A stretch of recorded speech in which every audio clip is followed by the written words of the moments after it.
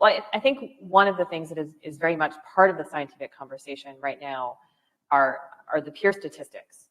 And there's a bit of a disconnect between how likely we think it is that there's other life in the universe and how likely we think it is that they have visited us. The former is absolutely fine to talk about in normal circumstances. The latter, you will get folks in the conversation that have a knee-jerk reaction, assume people are crazy, assume that it's a conspiracy, assume whatever you might. But where I think things are really interesting scientifically, and what I think a lot of people might not realize, is that we can think about the statistical likelihood actually academically pretty rigorously. And when you go through the numbers, this is something I think is actually really quite extraordinary.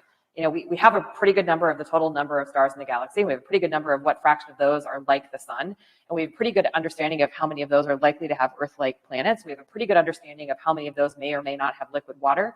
And when you run the numbers, ballpark, just in our galaxy, something like 10 billion potential places for life to emerge exist.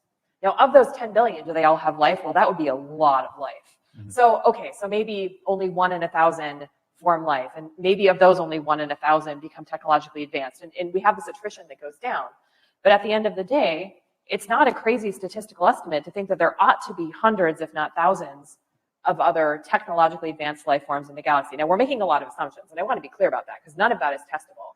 And we actually are getting into the realm of alien psychology and whether or not they would choose to venture out into space. And that's totally uncharted territory. But, you know, just in terms of statistics and what we can talk about academically, it seems like it's pretty likely they're out there. And one more quick thing I want to put on the table for folks who may not know. Let's say that there are 1,000 civilizations in our galaxy that have become technologically advanced and have survived their technological adolescence without killing themselves. If they were evenly sort of randomly distributed through the history of the galaxy, what that means is that we are the babies, and our next oldest sibling is on the order of 10 million years more advanced than we are. And I think that's really important to keep in mind. I mean, again, we're making a lot of assumptions, but even if the youngest civilization after us, our next oldest sibling, is 10 million years more advanced than we are, what type of technological capabilities are they going to have? I mean, just 100 years ago, we were barely flying airplanes, and now we're going to space. So think about where we could be in 10 million years. It's really, truly unfathomable.